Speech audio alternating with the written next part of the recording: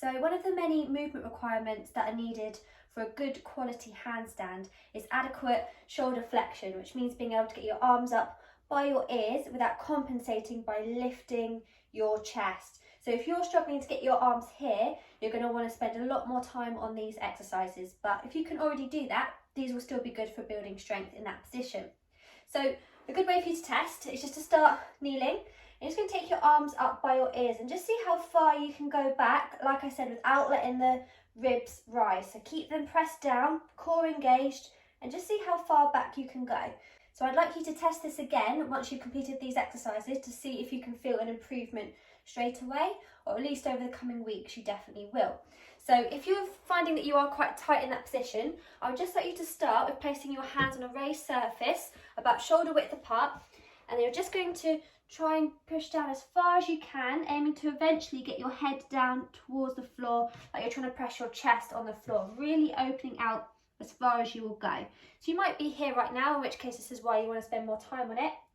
But just hold that there for up to a minute or so, as long as it takes to ease, or you can also press down and then come out of it. But this is not the main exercise that I'd like you to work on today. That's just an additional extra if you need it. We're going to use a block if you have it, or any sort of raised cushion or anything like that that you can put your hand on. So what you'll do is you'll come to lie on the floor, and you're going to tuck your toes under to press into the ground, and then you'll make sure you've got space to reach forwards and place your hand on your raised block or whatever you're using. Really important here is to arch into lower back. So we want you to tuck your hips under, squeeze your bottom, keep tension in the lower body throughout.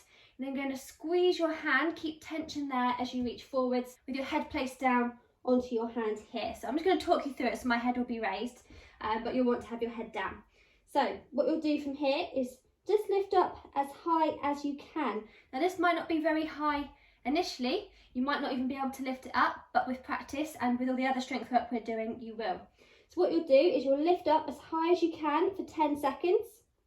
And then you're going to place back down and you're going to push down into the block for 10 seconds. So we're contracting up the front side of the arm here and the back when you're lifting. So it'll look something like this. So you're going to push down for 10, 9, 8, 7, 6, 5, 4, 3, 2, 1. And then lift for 10, 9, 8, 7, 6, 5, 4, 3, 2, 1.